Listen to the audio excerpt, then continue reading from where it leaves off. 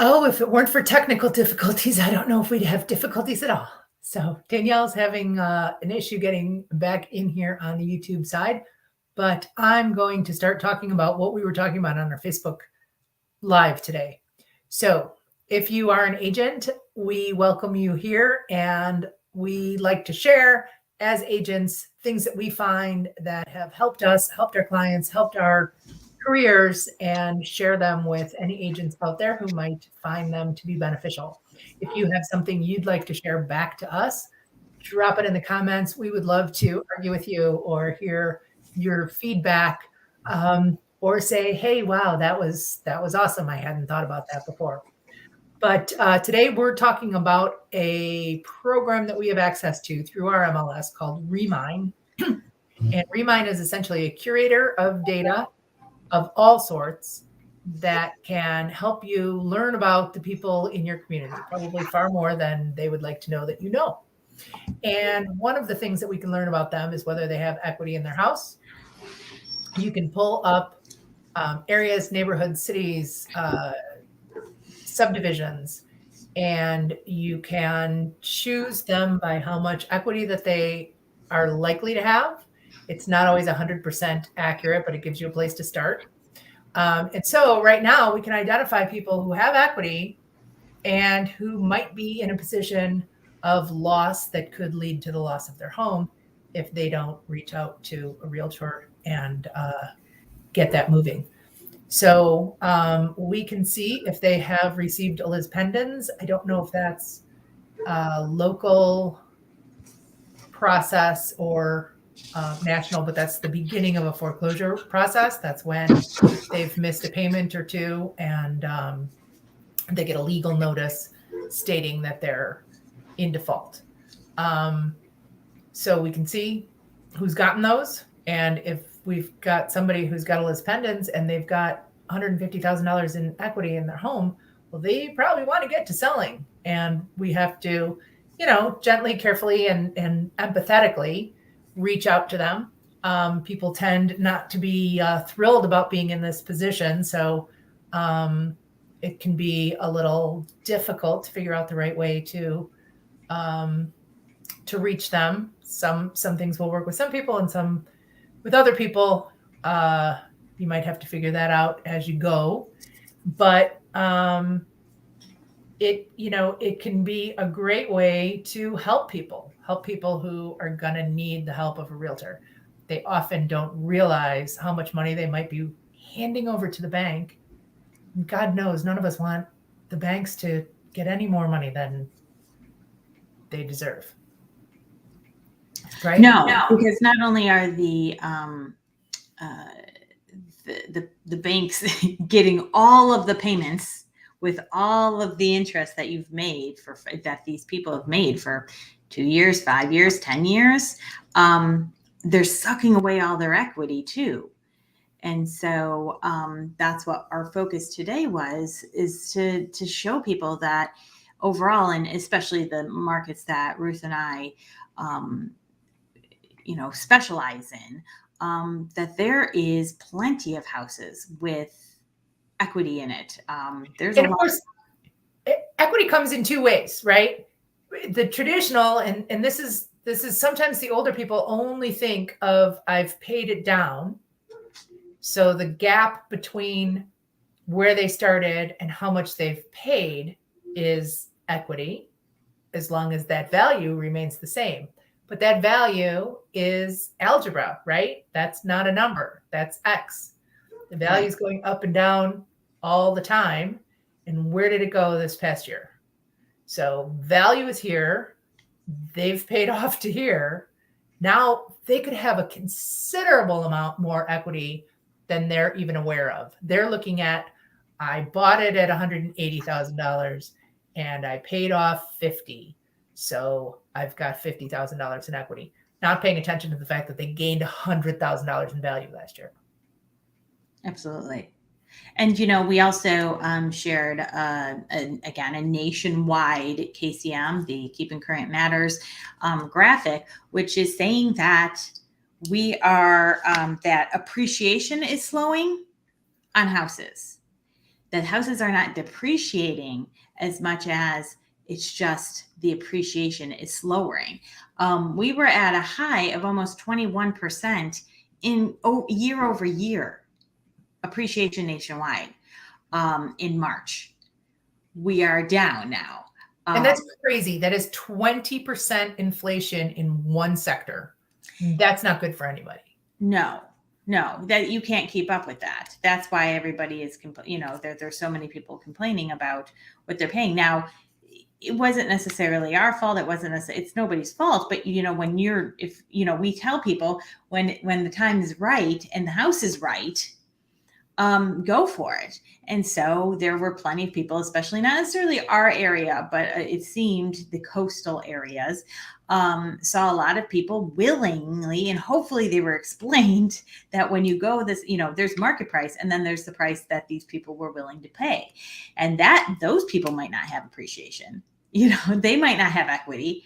Those people might be underwater from the get-go. Hopefully they understood that because it was worth it to them for that particular home. And hopefully you were all telling your clients the same thing we were, which was, here's where we are in this market right now, very competitive. You're going to have to go in with your strongest possible offer. You're going to have to go to the point where you're willing to lose it. You are going to have to go high on the price and let go of lots of other things, including some protections possibly, but not all of them.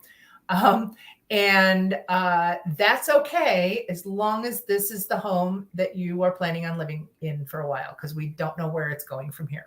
So hopefully we're all telling your clients that and not telling your clients, well, you got 20% that went up this year. Next year, it's going to go up 30%.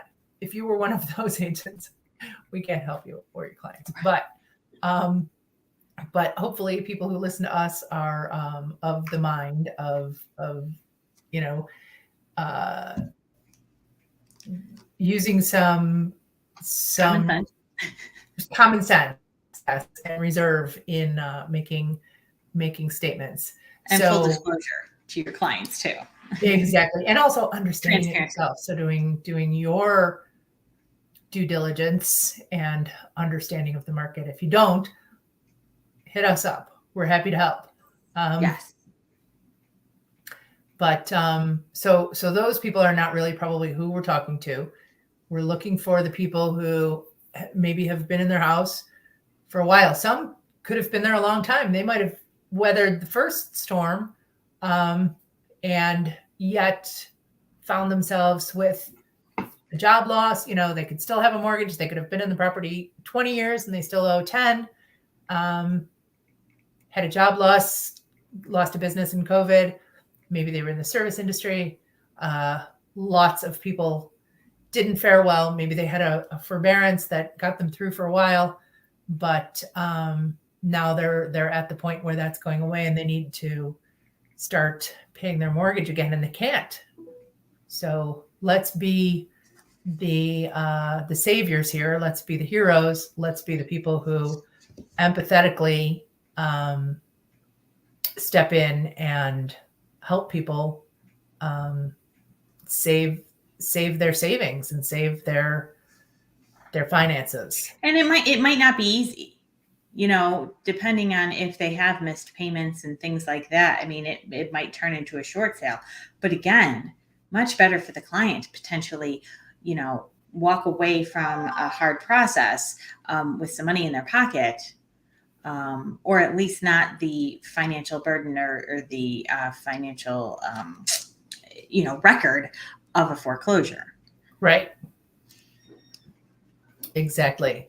And if they've got equity and they're not yet in a terrible position and say their house needs some work before they can sell, there are companies like Curbio that will take payment at the sale. And sometimes even some local contractors will do the same. So if you can step in and assess and say, this is what needs to be done to sell it well and for the most money, and you can help them get to that point, again, we can save some people some serious money, because once they stop those payments, that bank just starts ching to ching to ching to ching to ching. Absolutely. And if you get a chance to take the foreclosure short sale certification Yes. class, that is something I think, Danielle, I'd probably be up for taking it again. Yes. It's really dense, lots of information, but we're going to be dealing with some of this. So we all need to know what we're doing and do it well. And geez, I think if there was one thing I came out of that class with, it was the opportunity for malpractice in this part of our profession is huge. Do not take on somebody who is in the midst of a foreclosure or a short sale without knowing what you're doing. Absolutely. And having partners who know what they're doing in the attorney. If you use attorneys, well, I think you'd have to use an attorney I would hope short so. sale or foreclosure. Yeah. Anyway, don't, say, oh, well, I just want to learn about this, so I'm going to take it on. Or this is a seller who came to me and I don't want to give up the opportunity for myself. Yes. There's far too much at stake, including your license. So really know what you're doing. If you don't, refer it to someone who does and say, I want to take the opportunity to learn about this. I will shadow you. I'd like to, be kept up on what's going on. I want to be able to expand my practice to include this sort of thing, and know what's going on. But take that class. And let us know if you have Remine. We used to have Realist, which didn't give us all of this kind of data, but it gave us some of the other stuff we liked it a little bit better. Of course, we were also just used to it. Yeah. But I think this is the way that Remine does it. It's more for prospecting. It's more for, going, because it gives you specific homes. It definitely pinpoints opportunities, and it's not just equity. I mean, they have a ton of different, ways to kind of take the data that's public record and disseminate it and decide to, put together a campaign, basically. Yes, definitely. So you can target specific people in specific areas and say, hey, I am the expert on, soon to be foreclosures in Naperville. Let's talk. Yeah, absolutely. So there you have it. Let us know what you've got, how this sounds to you. Do you ever use Remine? Have you gone through Remine class? They're worth it. There's a bit of information. There's a lot of information there that I had no idea about. So very cool stuff. All right. All right. See you later. See ya. Bye-bye.